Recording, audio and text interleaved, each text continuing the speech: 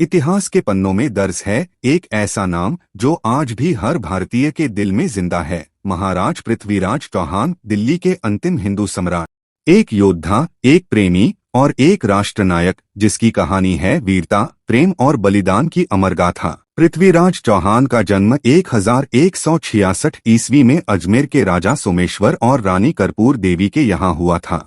बचपन से ही उनमें असाधारण बुद्धि और पराक्रम की झलक दिखाई देती थी।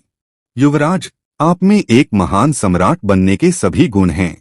महज 13 वर्ष की आयु में पृथ्वीराज ने अपने पिता के निधन के बाद अजमेर और दिल्ली की गद्दी संभाली। वो एक न्यायप्रिय, प्रजावत्सल और पराक्रमी राजा बने। राजा सिर्फ युद्ध में ही नहीं, प्रेम में भी वीर थे। कन्नौज की राजकुमारी संयोगिता से उनका प्रेम विवाह भारतीय इतिहास की सबसे प्रसिद्ध प्रेम कहानियों में से एक है। संयोगिता, मैं किसी और से विवाह नहीं कर सकती, मेरे हृदय में बस एक ही नाम है, पृथ्वीराज।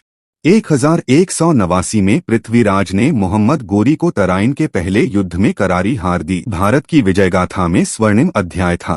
पृथ्वीराज, जो मेरी धरती पर बुरी नजर डालेगा उसका नामो निशान मिटा दूंगा। 1192 में तराइन का दूसरा युद्ध हुआ, लेकिन इस बार गोरी ने छल और धोखे से हमला किया। पृथ्वीराज की सेना पराजित हुई और उन्हें बंदी बना लिया गया। मोहम्मद गोरी ने पृथ्वीराज की आंखें निकलवा दी, लेकिन अंधा होने पर भी उनका आत्मबल नहीं टूटा। चांद बरदाई, राजन, आप लक्ष्य भेदन कर सकते हैं, बस मेरा इशारा समझिए।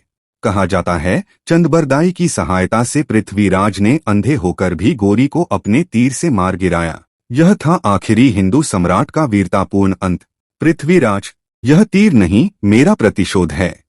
पृथ्वीराज चौहान भले ही युद्ध में पराजित हुए, लेकिन उनका साहस, प्रेम और आत्मबल आज भी हमारी रगों में बहता है। वो सिर्फ एक राजा नहीं, एक युग थे। जिसका अंत इतना वीर हो, उसका नाम सदा अमर रहता है। जय पृथ्वीराज चौहान। ऐसी और ऐतिहासिक कहानियों के लिए सब्सक्राइब करें। वीडियो पसंद आए तो लाइक और शेयर जरूर करें।